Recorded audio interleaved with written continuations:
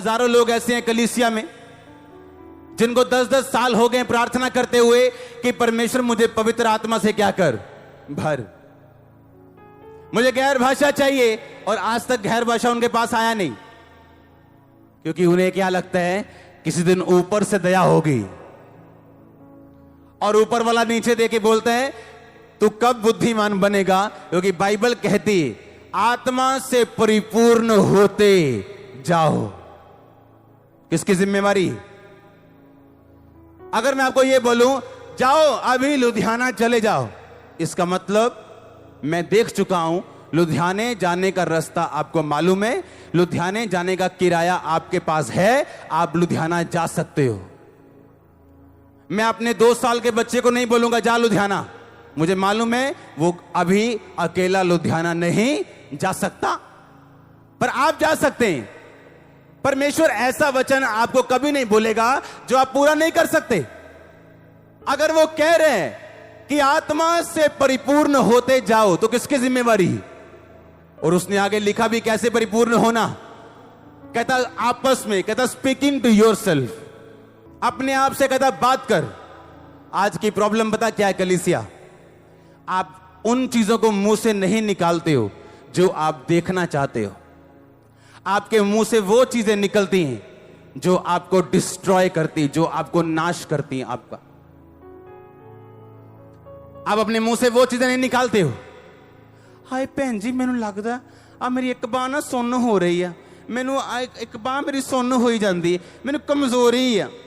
जो आपके मुंह से निकलेगा परमेश्वर बदल नहीं सकता उसको।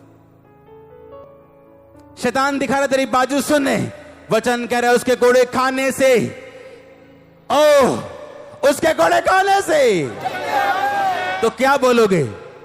जो वचन कहते हैं, पर तुम्हें मिला क्या? सुन्नापन, पैरालाइसिस। क्यों? तुमने वो बोला जो तुमने महसूस किया। अगर आत्मा से भरने की जिम्मेवारी किसकी? आपकी। चंगे होने की जिम्मेवारी किसकी? आपकी। सुलेमान अमीर था, जिम्मेवारी किसकी थी? सुलेमान की। बुद्धिमान था, क्यों? मांगा। ऊपर से अपने आप कुछ नहीं गिरता और ना गिरेगा। पहला कुरिन्थिया उसकी 14 उसकी 3 आयत में लिखा, परंतु जो भविष्यवाणी करता है वह मनुष्यों से शांति, उपदेश और शांति की बातें कहता है। जो अन्य भाषा में बातें करता है वो अपनी उन्नति करता है, जो भविष्यवाणी करता है वो कलीसिया की उन्नति करता है। मैं चाहता हूं कि तुम सब अन्य भाषा में बातें करो, पर यह चाहता हूं कि तुम भविष्यवाणी करो। कहता मैं चाहता हूं तुम सब अन्य भाषा में बातें करो, पर यह ज्यादा चाहता हूं कि तुम क्या करो? भविष्यवाणी का मतलब सिर्फ नाम बताना नहीं होता। आप अपनी लाइफ के लिए भविष्यवाणी करते रोज उठ के कि परमेश्वर मेरे लिए रास्ते खोलने जा रहे हैं, मैं अपनी लाइफ में आगे बढ़ने जा रहा हूं।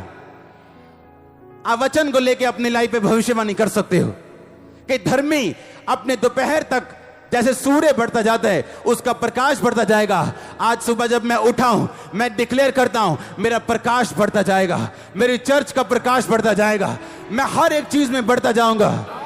ये आपके लिए प्रोफेसी। मेरा पति नशे छोड़ने वाला है, हम एक दिन इकट्ठे होने वाले हैं, ये आपके लिए प्रोफेसी।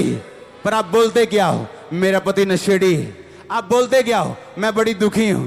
आप बोलते क्या हो? मैं बहुत बीमार हूं। आप बोलते क्या हो? मुझे बहुत कर्जा है। बाइबल कहती है जो गरीब है वो बोले मैं क्या हूं? अमीर हूं। जो पुअर है बोले मैं आशीषित हूं। जो कमजोर है बोले मैं बलवान हूं। क्योंकि बोलने से आप होंगे, आप होंगे, मैंने कहा।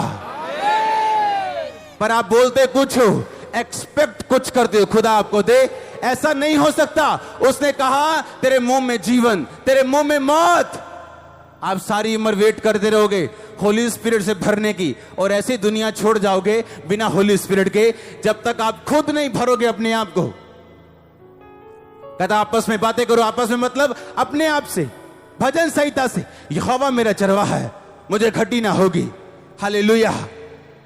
मेरे निकट 1000 दाहिनी और 10,000 गिरेंगे, वो मेरे पास ना आएगा। वो अपने दूतों को मेरे निमित्त आज्ञा देगा, जहां कहीं मैं जाऊं वो मेरी रक्षा करें। मैं रोज बोलूंगा हाँ या ना। दाऊद कहता मैं नहीं डरूंगा। इसका मतलब यह नहीं उसके अंदर डर नहीं था, वो डर रहा था, पर उसने मुंह से निकाला मैं नहीं डरूंगा। 365-66 बार बाइबल कहती है मत डर मैं तेरे साथ हूं। हर रोज के लिए वचन कहते हैं मत डर मैं तेरे साथ हूं। पर आप क्या कहते हो? मुझे डर है कहीं ये बीमारी मुझे मार ना दे। अच्छा इंसान भी फंसता है जब डरता है। अय्यूब कहता जिस बात से मुझे डर था वह मुझ पे आन पड़ी। अय्यूब के ऊपर वो परीक्षा आने का कारण अय्यूब का डर था, बाइबल कहती। और परमेश्वर डरपोक लोगों को यूज नहीं करता, और डर निकालने के लिए वो कुछ भी कर सकता है। मुझे डर है हाय मेरा पति मुझे छोड़ ना दे, मुझे डर है मेरा बिजनेस कहीं फेल ना हो जाए, और आपके डर को शैतान सूंघते है और फिर उसके विषय में काम करना शुरू करते हैं। एक बंदा डायलिसिस यूनिट में काम कर रहा है और पवित्रताई में सेवा में रहने वाला बंदा, और उसके मुंह से क्या निकल रहा है? हाय परमेश्वर मैनू कभी किडनी का रोग ना होवे, हाय बड़ा दुखी होने वाला रोग है, हाय जिदी किडनी खराब हो जाती मारी जाता बंदा, हाय प्रभु जो मर्जी हो जाए पर किडनी रोग मैनू कभी ना होए। किडनी रोग ही होया उन्हें, किडनी बदलानी पड़ी उसको। सेवा में रहने वाला इंसान, पवित्रताई में रहने वाला इंसान, आप डरेंगे शैतान फायदा उठाएगा।